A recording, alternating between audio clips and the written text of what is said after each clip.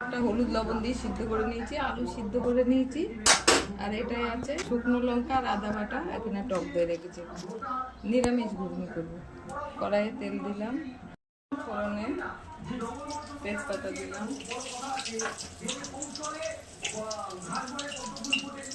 একটু জিরে দিলাম,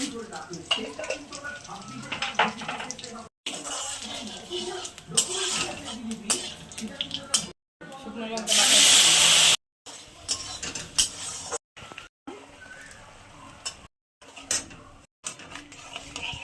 মটরে লবণ হলুদ দেওয়াই আছে, আর অল্প অল্প দেবো লবণ হলুদ।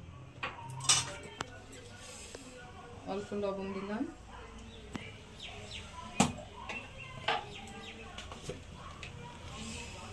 অল্প হলুদ দিলাম,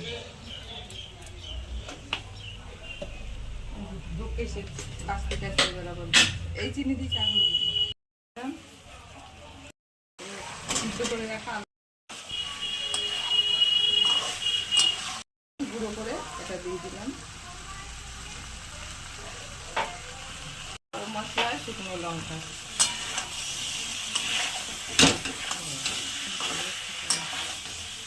জলটা মটরের মধ্যে দিয়ে দিলাম।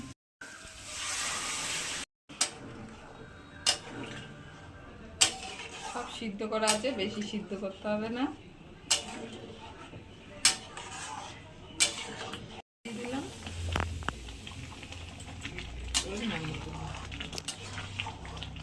এটা নেই ঘরে, তার জন্য দিতে পারলাম না। নিরামিষে একটু ঘি দিলে টেস্টটা ভালো হয়। আমি দিলাম। হয়ে গেছে নিরামিষ ঘুগনি। ভিডিওটা ভালো লাগলে লাইক কমেন্ট অবশ্যই করবেন। ধন্যবাদ।